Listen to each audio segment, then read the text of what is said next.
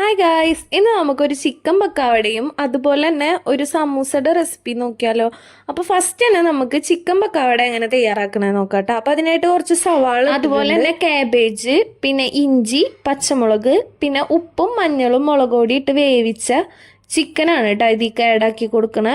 പിന്നെ കുറച്ച് ഉപ്പും കൂടി ആഡ് ചെയ്തിട്ട് ഇതെല്ലാം കൂടെ നല്ലപോലെ ഒന്ന് മിക്സ് ചെയ്ത്. അപ്പോൾ അടുത്ത സ്റ്റെപ്പായിട്ട് നമുക്ക് പൊടികൾ ചേർത്ത് കൊടുക്കുക. അപ്പോൾ മല്ലിപ്പൊടി അതുപോലെ തന്നെ മുളക് പൊടി എന്നിവ ചേർത്തിട്ട് നല്ലപോലെ ഒന്ന് മിക്സ് ചെയ്തെടുക്കുക കേട്ടോ. പിന്നെ നമ്മൾ ഇതിൽ ചേർക്കേണ്ടതെന്ന് വെച്ചാൽ ഇതിൽ പൊടികളുടെ അളവ് വളരെ കുറവായിരിക്കണം കേട്ടോ. നമുക്ക് കറക്റ്റ് ചിക്കൻ്റെ ടേസ്റ്റാണ് ഇതിൽ കിട്ടാൻ വേണ്ടിയിട്ട്. അപ്പോൾ പൊടികൾ കുറച്ച് മാത്രം ആഡ് ചെയ്യാം കേട്ടോ. ഞാൻ കുറച്ച് അരിപ്പൊടി ചേർക്കുന്നുണ്ട്. പിന്നെ അതുപോലെ തന്നെ കടലമാവ് അരിപ്പൊടിനേക്കാളും കുറച്ച് കൂടുതൽ എടുക്കുക കേട്ടോ. പിന്നെ അതുപോലെ തന്നെ മൈദപ്പൊടി, പിന്നെ അതുപോലെ തന്നെ കുറച്ച് ബേക്കിംഗ് പൗഡർ എടുത്തിട്ടുണ്ട്. എന്നിട്ട് എല്ലാം കൂടെ നല്ലപോലെ മിക്സ് ആക്കുക കേട്ടോ.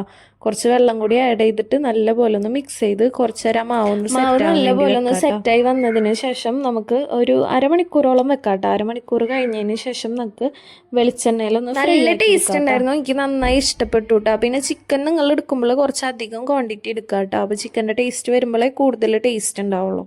അപ്പോൾ അടുത്തതായിട്ട് നമുക്ക് വെജിറ്റബിൾ സമൂസ നോക്കാം. അപ്പോൾ അതിനായിട്ട് ഒരു പാൻ വെച്ചിട്ടുണ്ട്. അതൊന്ന് ചൂടായി വന്നതിന് ശേഷം നമുക്ക് കുറച്ച് ഓയിൽ ഒഴിച്ച് കൊടുക്കാം.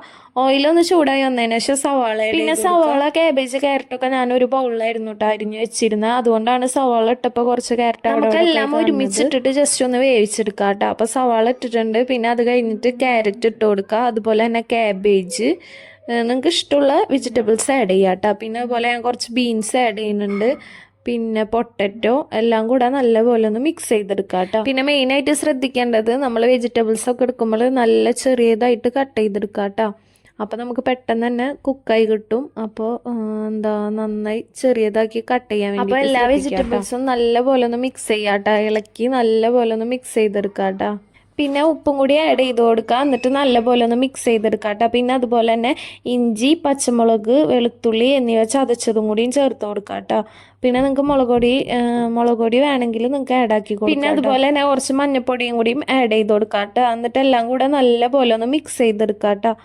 പിന്നെ ഒരു 10-15 മിനിറ്റ് വെച്ചാൽ മതിയാവും. അപ്പോൾ നമുക്ക് നല്ലപോലെ ഒന്ന് വെന്ത് സെറ്റായി വരും കേട്ടോ.